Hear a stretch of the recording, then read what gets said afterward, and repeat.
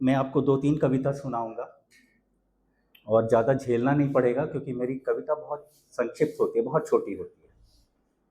तो पहली जो कविता है, मैंने अपना बहुत सारा समय दिल्ली शहर में बिताया है और वहाँ की जो ज़िंदगी है, उसी के बारे में मैंने लिखा है। कोई फ़र्क नहीं पड़ता। सुबह-सुबह दूध वाला 1155 की घंटी बजा-बजा कर लौट जाता है, किसी को कोई फ़र्क नहीं पड़ता। मिस्टर एंड मिसेस एंथनी के बंद घर में कुत्ता दिन भर भौंकता रहता है, किसी को कोई फ़र्क नहीं पड़ता। गुप्ता जी का बेटा 1 हफ्ते से स्कूल छोड़ घर बैठा है, किसी को कोई फ़र्क नहीं पड़ता। बिट्टू की नानी पाँव घसीटते-घसीटते पार्क जाती है, किसी को कोई फ़र्क नहीं पड़ता। मुंजाल साहब की बेटी अपने ही घर के सामने फ्लैट में रहती है, किसी को कोई फ़र्क नहीं पड़ता।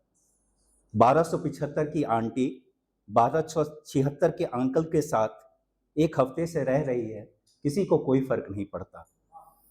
आहूजा साहब के इकलौता बेटा 5 साल से अमेरिका से मिलने नहीं आया, किसी को कोई फ़र्क नहीं पड़ता।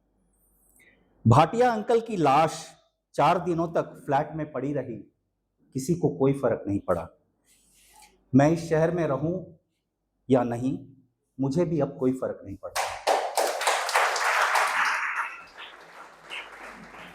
अब एक चीज़ से मैं बहुत परेशान रहता हूँ, चाहे दिल्ली में रहूँ, चाहे यहाँ रहूँ, चाहे गाँव में रहूँ, वो है शोर से, बहुत ज़्यादा। शायद मेरे इतना कोई और परेशान नहीं रहता होगा। तो शीर्षक है कोलाहल।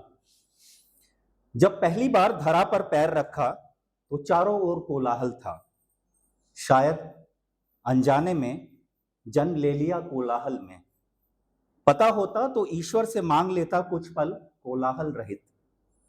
अब तो नींद भी खुलती है कोलाहल में, दिनचर्या भी बीतता है कोलाहल में। ना जाने क्यों झुठलाता रहता हूं खुद को कि कोलाहल का भी कभी अवसान होगा। अब तो तन्हाई में भी कोलाहल ही सुनाई देता है।